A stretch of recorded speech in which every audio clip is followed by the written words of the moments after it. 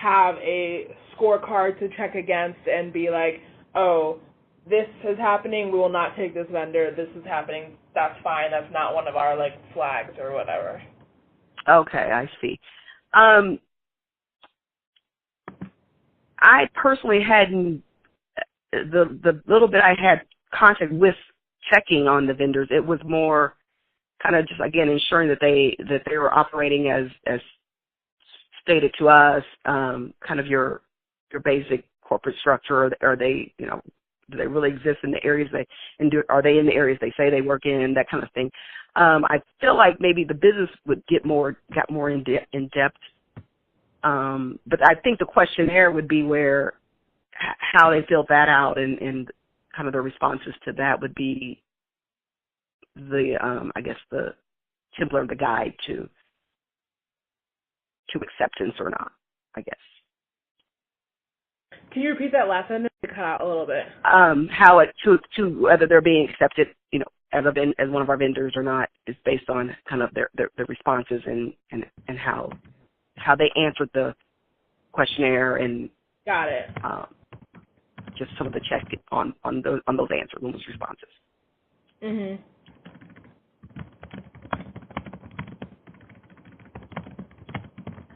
In your experience or even just opinion, how many like negative news flags are a cause for concern? I know you said you were more doing it to check that what they were saying was true, but I'm wondering if like someone in the business unit or something would see, like, even if the questionnaires match what was being reported, like how many negative news flags are too much?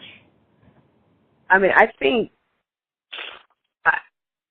and I'm going to go off of what I would think, even one, especially depending on that, if that one was a serious, you know, deviation from what they reported and what was discovered.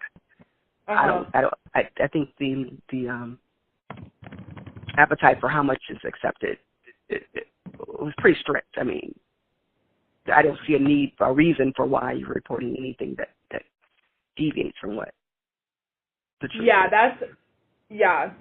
That makes sense in the way that you all are using it, because you're using it to check what they're saying, what they're reporting is true. So if you see a lie, that's just case not accepting raises them. red flag.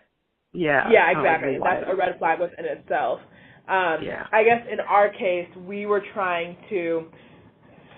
So what our process seems like it's going to be is basically just having raw outputs from a negative news report on Factiva and trying to translate it into an actionable result. So I will talk to my colleagues, because I don't think that we're not in this business, so I didn't know about the questionnaires before, because I think that definitely changes how this tool could be used.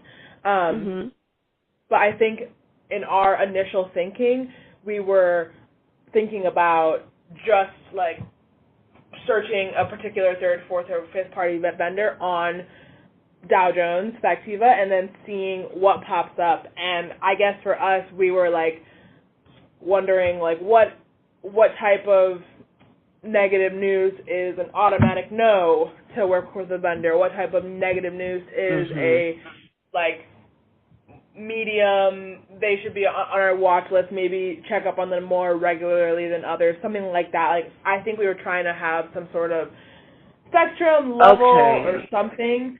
Yeah. Because so if there's like a negative story out there, like maybe they've done a little bit of something that was not so positive in the media, in the news media, or something like that. Is that what you're? Is that kind of what you're? Yeah, like I guess for us, because we're at least for now, I'll have to check after this, because I think the questionnaire is a great way to even just get the initial gauge of the vendor.